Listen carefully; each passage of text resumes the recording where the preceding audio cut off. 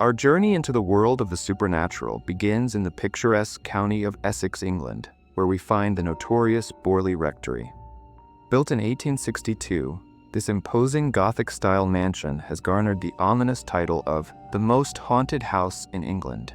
With its darkened hallways, mysterious architecture, and the innumerable chilling tales of spirits that allegedly roam its grounds, Borley Rectory has secured its place in the annals of the supernatural.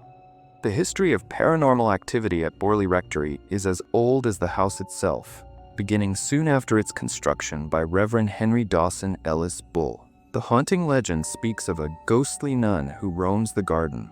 According to local lore, the rectory was built on the grounds of an old monastery, which was home to a tragic love affair between a young monk and a nun from a nearby convent. When their forbidden relationship was discovered, they faced brutal punishments. The monk was executed, and the nun was bricked alive within the monastery walls. The spectral figure of the nun is said to wander the grounds to this day, her soul forever trapped by the unforgiving hand of fate. The Reverend Bull's family, as the first occupants of Borley Rectory, reported strange occurrences from the very beginning, including the sudden appearance of ghostly apparitions and phantom footsteps echoing through empty halls. These tales might have remained isolated curiosities, had it not been for the family that succeeded Reverend Bull, the Smiths. In 1928, Reverend Guy Smith and his wife moved into the rectory, only to experience a rapid escalation in inexplicable activity. They reportedly heard strange footsteps, and soon a servant's bell, long disconnected, began to ring on its own accord. A spectral figure appearing at the windows and objects moving without human interference became regular occurrences. Mrs. Smith also experienced a particularly frightening sight, a ghostly coach pulled by headless horsemen moving along the path leading to the house, an image straight out of one's worst nightmares. In the hope of finding answers, Reverend Smith contacted the Society for Psychical Research, and soon, the celebrated paranormal investigator Harry Price arrived on the scene. Price's investigations in 1929 opened a new, darker chapter in the story of Borley Rectory. Price documented violent poltergeist activity, including furniture moving across rooms seemingly of its own volition, objects being hurled through the air, and disturbing messages appearing inexplicably on walls, many of which were cries for help, such as "Marianne, please help me get out." These messages seemed to be directed towards Marianne Foister, the wife of Reverend Lionel Foister, who occupied the house after the Smiths. Marianne herself often reported an oppressive presence and the sensation of icy, invisible hands brushing against her skin in the dead of night. Even the destruction of the Borley Rectory by fire in 1939 did not lay its spirits to rest. Today, the grounds of the former rectory remain a site of spectral activity, with numerous witnesses claiming to have seen ghostly apparitions of the nun wandering in the twilight hours or strange lights flickering across the ruins. The chilling legend of Borley Rectory endures, reminding us of the darker side of love, loss, and regret.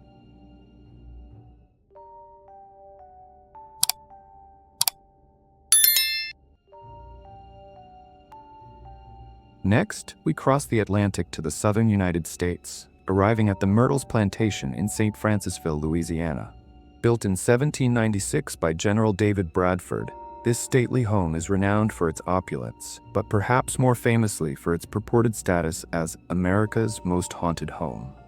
The plantation is said to harbor the spirits of up to 12 different entities, whose tragic stories continue to haunt the minds of all who dare to visit. One of the most infamous spirits at the Myrtles is that of Chloe, an enslaved woman whose story is one of both tragedy and vengeance. According to local lore, Chloe was caught eavesdropping on her master, Judge Clark Woodruff, and as a consequence, her ear was severed. From that point forward, Chloe wore a green turban to hide her disfigurement. Seeking to regain her master's favor, Chloe devised a plan. She would poison a cake meant for the judge's children with oleander leaves, intending only to make them ill so that she could then nurse them back to health. However, the plan went horribly awry, resulting in the deaths of Sarah Woodruff, the judge's wife, and 2 of their daughters. Chloe was captured by fellow enslaved individuals and subsequently hanged, her body unceremoniously cast into the Mississippi River. To this day, her spirit is said to linger at the plantation. Chloe is often spotted wearing her green turban, and many visitors have reported seeing her ghostly figure, particularly around the main house and the surrounding grounds. Some guests have even claimed to awaken in the middle of the night to see Chloe standing beside their bed, her eyes filled with sorrow and regret. The Myrtles plantation is also haunted by the spirit of William Winter, one of the plantation's subsequent owners. In 1871, William was shot on the front porch by an unknown assailant.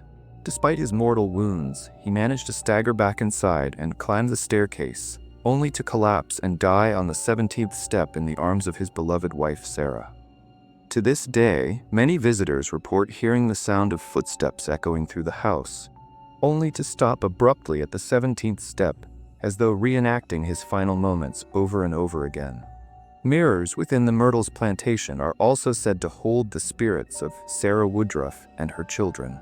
The custom during the 19th century was to cover mirrors following a death to prevent the soul from being trapped. At Myrtles, this ritual was apparently neglected, and to this day, many have reported seeing handprints or faces materializing in the reflective surfaces, only to disappear when examined closely.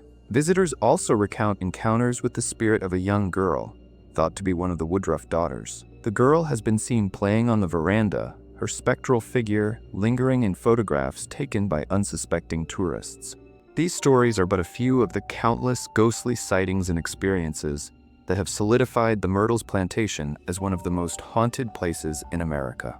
The stories emanating from its halls are harrowing, reminding us of a painful and unjust past. Our final destination takes us to the land down under, to the small town of Junee, New South Wales, Australia, where we find the Monte Cristo homestead. Built in 1885 by Christopher Crawley, the Monte Cristo homestead is a beautiful Victorian manor, but behind its ornate facade lies a history rife with tragedy and inexplicable horrors, making it arguably the most haunted house in Australia. Mrs. Crawley, the wife of Christopher Crawley, is perhaps the most persistent spirit within Monte Cristo. After her husband's death in 1910, she is said to have become increasingly reclusive, rarely leaving the house for over 23 years. Her spectral form has been seen many times, often appearing as a figure shrouded in black, exuding a chillingly cold aura. Many visitors to the homestead have reported an oppressive feeling when entering her former room, an almost suffocating pressure that seems to emanate from the very walls. Monte Cristo's haunted history is also marked by a series of violent and tragic events. One of the most notorious stories involves a young maid who fell to her death from the balcony. Rumors abound as to whether she jumped or was pushed, but the unsettling legacy of her death remains. Some visitors standing near the balcony have reported feeling an unexplainable urge to leap, as though some unseen force is compelling them toward the edge, urging them to share in the maid's fate. The homestead is also haunted by the tragic spirit of a young stable boy who suffered a horrific death. Locked in the stables by a cruel master, the boy was burned alive, his screams echoing across the property as he met his fate. Today, his presence lingers, with visitors often reporting the sensation of intense heat when passing by the stables, as well as the fleeting image of a young boy who vanishes upon approach.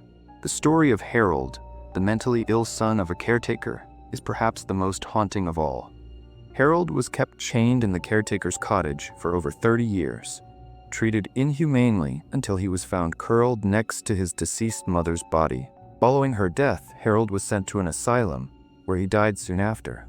His spirit is said to roam the homestead, and his presence is often felt in the form of rattling chains, muffled cries, or his disheveled figure appearing at windows, staring blankly at those who pass by. His lingering presence is a stark reminder of the cruelty and isolation he endured throughout his life. Guests to Monte Cristo often leave with scratches and bruises, marks allegedly inflicted by unseen forces within the house.